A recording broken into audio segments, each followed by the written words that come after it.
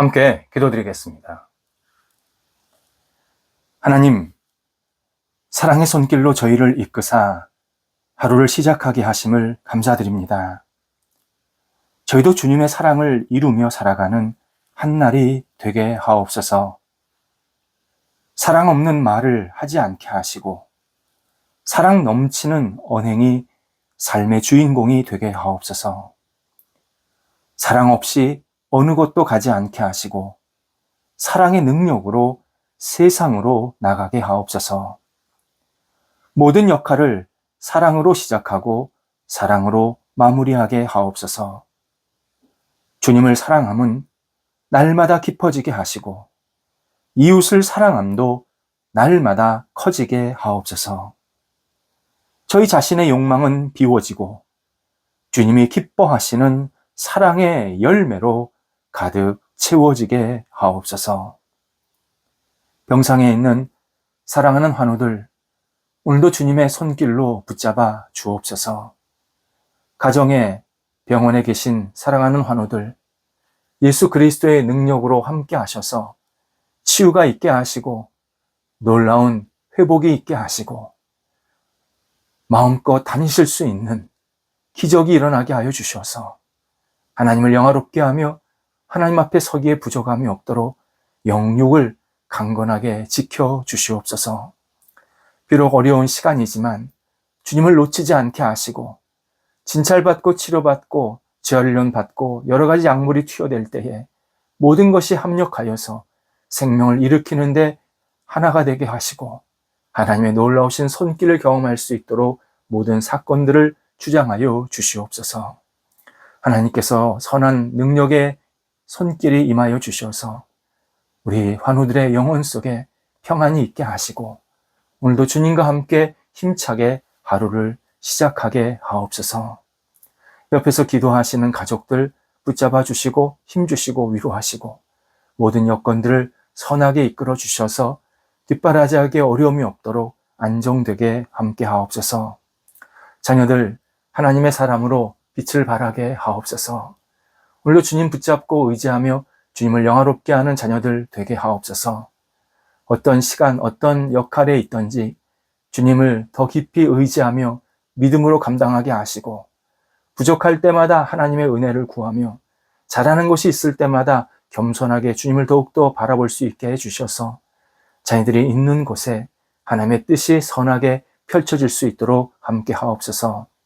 어린 자녀들 무럭무럭 잘 자라가게 하시고 학업에 있는 자녀들 공부할 때에 집중하게 하시고 다음 단계를 잘 준비하게 하시며 수능을 앞두고 있는 자녀들 또 여러 가지 장래에 준비하고 있는 자녀들 상급학교에 가기를 원하는 자녀들 함께하여 주셔서 하나하나 단계별로 주의 주시는 능력의 손길로 이끌림 받을 수 있도록 인도하옵소서.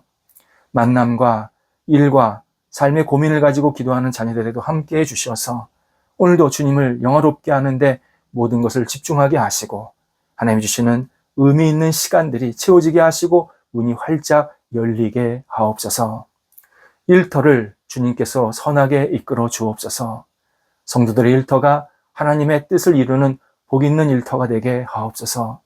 하나님 나라에 쓰임받는 일터, 맡겨진 역할을 신실하게 잘 감당하여 복된 열매가 맺혀지는 일터, 시작된 일들이 계속해서 추진되어서 좋은 결실들이 있는 일터, 도전하는 일터 속에 새로운 하나님의 뜻이 이루어질 수 있는 일터, 또 계속 만남과 교류가 있을 때 선한 만남이 세워지는 일터가 되게 하여 주셔서 하나님께서 사용하시기에 부족함이 없도록 인도하옵소서. 어려움 중에 있는 일터 주님께서 붙잡아 주셔서 문이 활짝 열리게 하시고 극복되게 하시고 모든 과정들을 통해서 하나님을 영화롭게 하게 하시며 새로운 분복을 누릴 수 있도록 모든 과정들을 선하게 지켜 주시옵소서. 우리 성도들의 일터, 단순한 먹고 사는 일터가 아니라 하나님의 이름과 영광을 위해서 마음껏 쓰임받는 일터들이 될 수 있도록 역사하여 주시옵소서. 출타하는 성도들을 붙잡아 주옵소서. 오갈 때 성령께서 동행하여 주시고 주님을 영화롭게 하는 출타의 시간 되게 하시고 가벼운 마음으로 잘 다녀오셔서 하나님께 감사의 시간이 있게 하옵소서. 이 땅의 지도자들을 붙잡아 주셔서 지도자들이 백성을 사랑하며 백성을 소중히 여기며 선하게 섬기는 복 있는 지도자들이 될 수 있도록 함께 하옵소서. 각계각층 지도자들이 하나님을 경외하게 하시고 하나님을 두려워하게 하시고 하나님을 믿는 믿음으로 세워지게 하여 주시어서 이 땅을 하나님의 뜻대로 잘 세워나가며 이끌 수 있도록 도와주시고 우리 백성들에게도 함께 해주셔서 하나님 앞에 쓰임받고 영광 돌려드리는 복 있는 백성들이 되도록 인도하옵소서. 하나님이 역사하시는 대한민국, 하나님이 기뻐하시는 대한민국, 하나님이 영광 받으실 만한 열매가 날마다 채워지는 대한민국 되게 하옵소서. 저희 교회에도 함께 하셔서 우리가 깊이 안정되게 하시고 외연이 확장되게 하시고 하나님을 기쁘시게 하는 교회가 되게 하옵소서. 말씀이 증거될 때마다 말씀이 들려야 될 분들에게 아름답게 들려지게 하시고 하나님 앞에 아름답게 응답하게 하시고 아름다운 삶으로 계속 이어갈 수 있도록 역사하여 주옵소서. 예수님을 알지 못하는 분들이 주 앞에 찾아와서 예수님을 믿고 의지하게 하시고 저희 교회에 오실 때마다 사랑의 교제가 충만히 넘치게 하여 주셔서 저희 교회가 사랑의 공동체 되게 하시고 하나님을 영화롭게 하는 공동체가 되도록 인도하옵소서.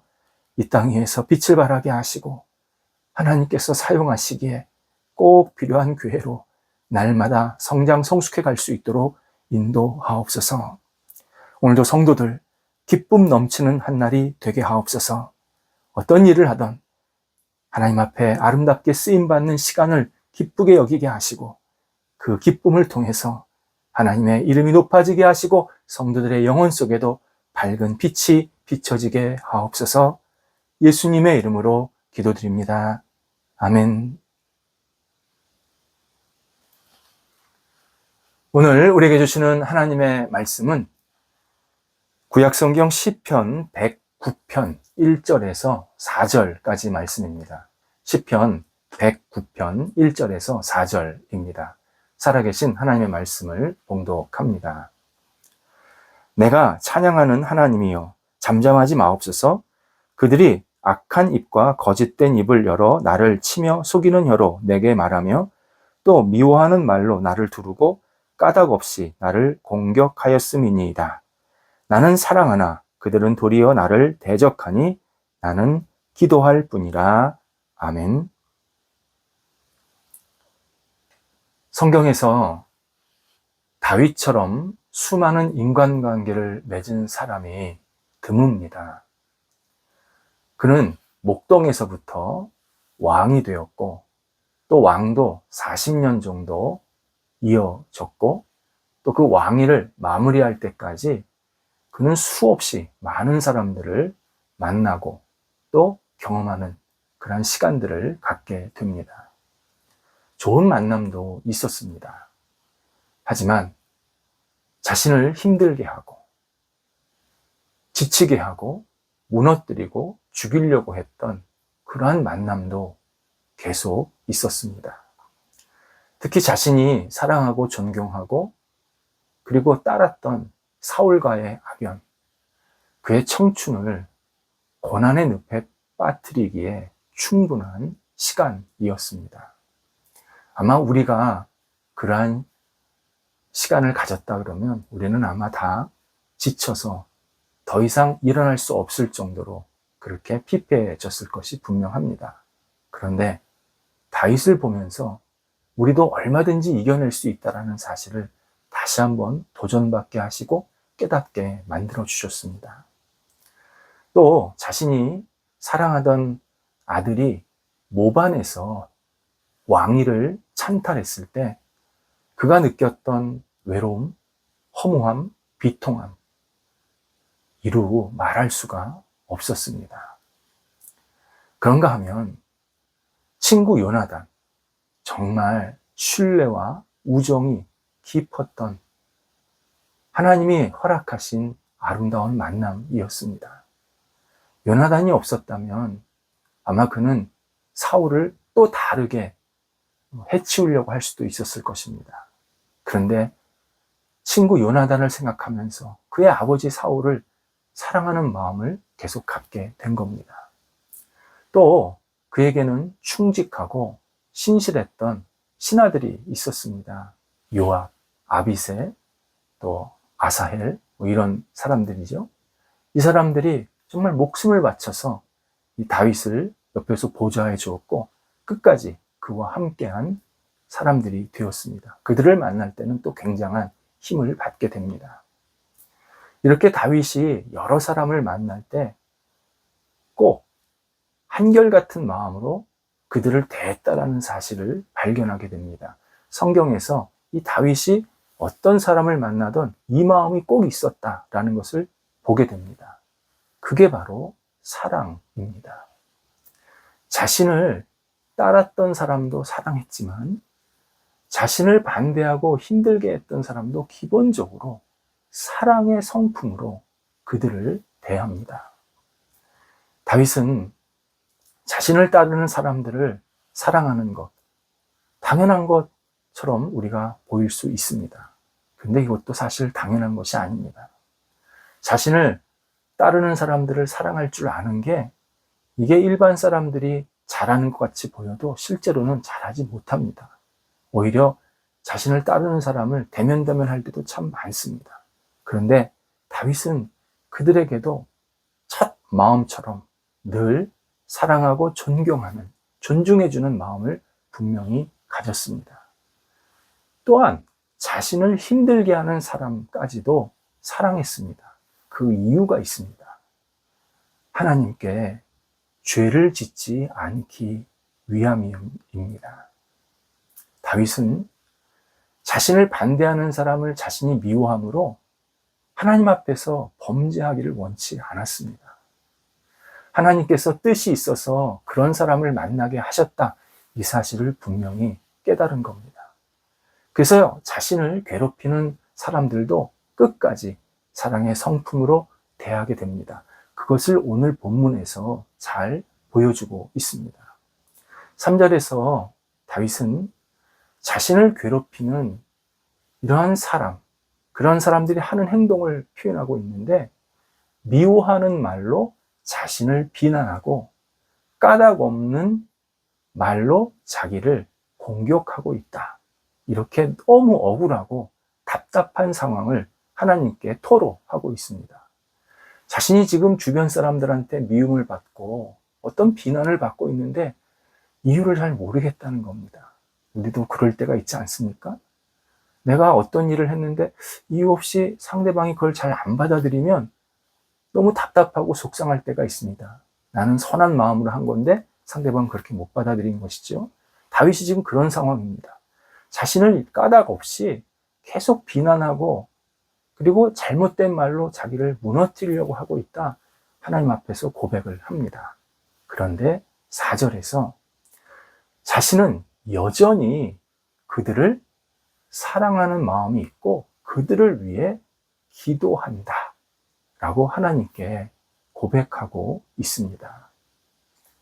하나님은 다윗의 이런 모습을 통해서 우리도 주변 사람들을 어떻게 대하라고 하시는지, 정확하게 어떻게 사랑하라고 하시는지 다시 깊은 깨달음을 허락해 주고 계십니다.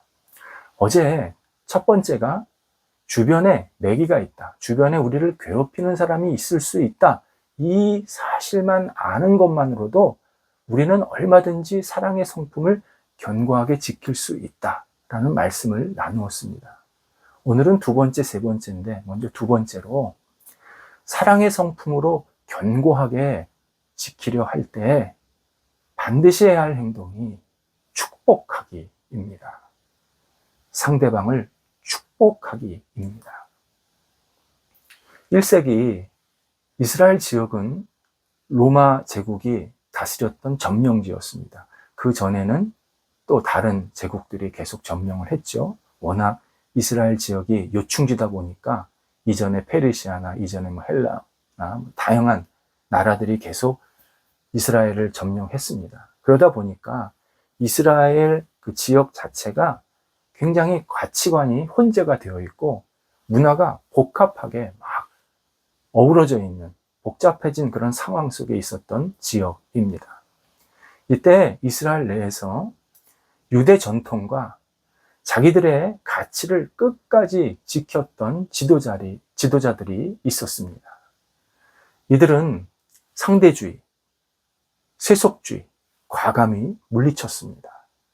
그리고 신앙적, 윤리적 절대성을 꿋꿋이 주장하면서 끝까지 외부의 강한 바람을 이겨내는 사람들이었습니다. 당시 외부의 바람들이라는 것은 분명합니다. 잡신을 숭배해라, 다신을 숭배해라, 이런 거였습니다. 그런데 이런 세속화의 바람을 과감히 물리치면서 유대교는 유일신앙인데 그 유일신앙을 계속 지키고, 또 유대교 내에서는 그 당시에 일부 일처제가 아주 중요한 또 윤리적 태도였는데, 그 일부 일처제를 주장하면서 유대 사회를 굉장히 안정적으로, 그리고 가정의 소중함을 잘 지켰던 그러한 지도자들입니다. 그러니까 주변 로마 제국 사람들이 보면 되게 답답해 보이고 정말 이 사람들 왜 이렇게 모자르게 행동하지? 우리랑 잘 타협하면 훨씬 잘 살 수 있을 텐데, 이렇게 보일 정도로 이들이 철저하게 원칙을 고수했습니다. 거기에 로마 제국은 당시에 다신교를 따라야 된다, 강하게 정책적으로 밀어붙였습니다. 이때 이들은 끝까지 그 다신교를 믿지 않았습니다. 그러면서 뭐라고 말했냐면, 우리는 다신교 중에서 여호와 하나님 한 분만 믿겠다, 딴 거는 믿지 않겠다, 이러면서 자신들의 신앙을 잘 지켜냈던, 그러한 영적으로 보면 굉장히 신실할 수밖에 없었던 그런 사람들이었습니다. 그들이 바로 바리새인들입니다. 그런데 예수님께서 왜 그렇게 바리새인들을 나무라셨을까요? 왜 그렇게 너희들이 지금 잘못 생활하고 있고 백성들을 잘못 이끌고 있고 소경이 소경을 인도하고 있는 중이다, 왜 그렇게 심하게 질책을 하셨을까요? 하나입니다. 바리새인들이 다른 사람을 축복하는 마음이 없었습니다. 자기 기준대로 옳고 그름을 잘 분별했고 그 옳고 그른 대로 행동은 잘했습니다. 그리고 그 옳고 그름을 정확하게 다른 사람들한테도 잣대를 잘 대줬습니다. 그런데 그 옳고 그름이 너무 강해서 다른 사람을 축복할 수 있는 마음이 들어가지를 못한 겁니다. 그들은 분명히 의롭게 행동하려고 했지만 그 의가 자신의 영혼을 잡아먹었습니다. 의는 사랑을 위한 의여야 하는데, 의를 위한 의, 자기 의를 드러내기 위한 의로 전락했기에 바리새인들은 사랑의 성품이 들어갈 자리가 전혀 없었습니다. 신앙인은 늘 질문해야 합니다. 우리 진리 믿고 예수 그리스도를 구원자로 고백하는 굳건한 믿음의 사람입니다. 그런데 이 믿음과 진리에 대한 분명한 확신이 혹시 주변 사람들에게 나쁜 영향을 주고 있지는 않는지, 정말 내가 주변 사람들을 축복하는 마음으로 진리를 따르고 있는지, 주변 사람이 누구든 그가 나를 만나면 축복의 마음을 느끼고 받고 있는지, 내가 의롭게 살려는 것이 나의 의를 위한 것인지 타인을 사랑하는 일이려고 하는지 우리는 스스로 자주 점검해야 합니다. 자칫하면 바리새적 의에 빠질 수가 있습니다. 의는 사랑을 위한 의여야 합니다. 그래서 사랑의 성품을 잘 세우려고 그러면 기본적으로 다른 사람을 축복하는 그런 마음을 견고하게 붙잡아야 합니다. 사랑의 성품을 견고하려고 할 때 이 세 번째 필요한 태도가 진심으로 누군가를 위해 기도하기입니다. 누군가를 사랑한다, 그럴 때 그를 위해서 기도하는 것 되게 기쁩니다. 내가 오늘도 그를 위해서 감사한 마음으로 기도해야지, 그렇게 기도 잘할 수 있습니다. 그런데 마음에 들지 않는 사람을 위해서 기도한다, 신앙인들이 자꾸 거부하려고 할 때가 있습니다. 그리고 마음에 들지 않는데 그를 위해서 기도하는 것을 자기가 지금 위선하고 있다. 나 자신을 좀 속이는 행동을 하고 있다. 그렇게 생각을 하게 만들기도 합니다. 하지만 나를 힘들게 하는 사람을 위해서 진심 어린 기도하는 것은 예수님께서 가르쳐 주신 삶의 방식입니다. 예수님께서 십자가 위에서 당신을 죽이는 사람들을 위해서 마지막 기도하시는 장면을 우리는 반드시 기억해야 합니다. 예수님 진심으로 그들을 용서하시고 하나님께 모든 것을 맡기는 그러한 기도를 하셨습니다. 우리도 부족하지만 주변 사람들, 마음에 들지 않는 사람이 있을지라도 그를 위해서 진심으로 기도할 줄 아는 사람이 되어야 합니다. 기도 못하겠다, 그렇게 스스로 그냥 내려놓지 말고 기도하게 해달라고 하나님께 은혜를 구해야 합니다. 특별히 우리 주님께서 가르쳐 주신 기도, 곧 주기도문으로 상대방을 위해서 기도할 수 있습니다. 하늘에 계신 우리 아버지, 누구누구 그 사람 이름을 부르면서 그 사람을 통해서 하나님의 이름이 거룩히 여김을 받으시옵소서. 하나님의 나라가 그의 삶에 임하시오며 하나님의 뜻이 하늘에서 이루어진 것 같이 그의 삶에도 이루어지게 하소서. 우리 얼마든지 진심 어린 기도할 수 있습니다. 이렇게 상대방을 위해서 기도하다 보면 우리 영혼이 한결 가벼워집니다. 그리고 내 영혼이 점점 사랑의 성품으로 변하고 있음을 발견하게 됩니다.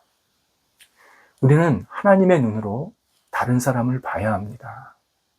하나님은 나를 사랑하시지만 저 사람도 사랑하십니다. 나의 삶에 특별한 은혜를 주셔서 살게 하시는 것처럼 그 사람에게도 특별한 은혜를 주셔서 특별한 목적으로 이 땅을 살게 하시고 있는 겁니다. 다만 그가 만약 그 특별한 목적, 하나님의 거룩한 목적을 발견하지 못했다 그러면 우리가 옆에서 기도하면서 하나님, 저 사람이 하나님의 뜻과 목적을 발견하게 하시고 그 목적을 이루어갈 수 있는 삶이 되게 해 주옵소서. 기도할 수 있어야 합니다. 하나님은 우리를 너무 사랑하셔서 우리의 영적 성장과 성숙에 많은 관심을 두고 있으십니다. 하나님 나라에 들어갈 때까지 우리가 사랑의 성품으로 정말 풍성해지고 사랑의 언행, 사랑의 생각 이런 것들로 주님과 동행하면서 하나님의 영광을 돌리기를 그렇게 간절히 기다리십니다. 신앙인이 사랑의 성품으로 살려고 할 때 하나님께서 우리에게 주시는 선물이 있습니다. 나 자신에 대해서 더 잘 알게 만들어 주십니다. 사랑의 성품은 나 자신만 옳다고 주장하는 것을 멈추게 만듭니다. 사랑의 성품은 동시에 타인을 받아들이지 못하는 나 자신, 타인에게 조금 더 긍정적이지 못하는 나 자신, 상대방에게 뭔가 모르게 부정적으로 반응할 수밖에 없었던 나 자신, 갈등하고 분노하고 불쾌하게 생각하고 있는 나 자신에 대해서 진지하게 돌아보게 만드십니다. 언제요? 사랑의 성품으로 내가 살려고 할 때 그런 깨달음을 계속 주십니다. 깨끗한 물이 들어가면 더러운 물이 싹 이렇게 희석이 되면서 빠져나가듯이 우리 영혼에 사랑의 성품이 들어오기 시작하면 우리 안에 있는 이 찌꺼기, 잘못된 모습들이 하나씩 발견이 되면서 내려가게 만드십니다. 그래서 더 하나님께서 기뻐하시는 사람으로 세워주시는 그러한 선물을 우리들에게 허락하십니다. 그리스도인은 사랑의 성품을 견고하게 해달라고 주님께 간절히 기도하면서 생활해야 합니다. 사랑의 성품 선택 아닙니다. 내가 예수를 믿고 있고 내가 예수님을 따르고 있다. 사랑의 성품으로 하나님 부르실 때까지 매일 한 발자국 한 발자국 나아가야 된다. 우리에게는 이 삶의 사명감이 분명히 있습니다. 기도하겠습니다. 하나님, 사랑의 성품이 오늘도 더 풍성해지게 하옵소서. 부족합니다. 연약합니다. 하나님, 저희가 사랑의 성품을 놓치지 않게 하시고 연약하지만 더욱더 주님을 의지하면서 넉넉하게 사랑의 사람으로 살아갈 수 있도록 인도하여 주옵소서. 저희를 만나는 사람들에게 마음껏 그리스도의 사랑을 전할 수 있게 하시고 풍족하게 하시고 제대의 영혼 속에 성령의 사랑의 능력이 날마다 임하여 주시옵소서. 예수님의 이름으로 기도드립니다. 아멘.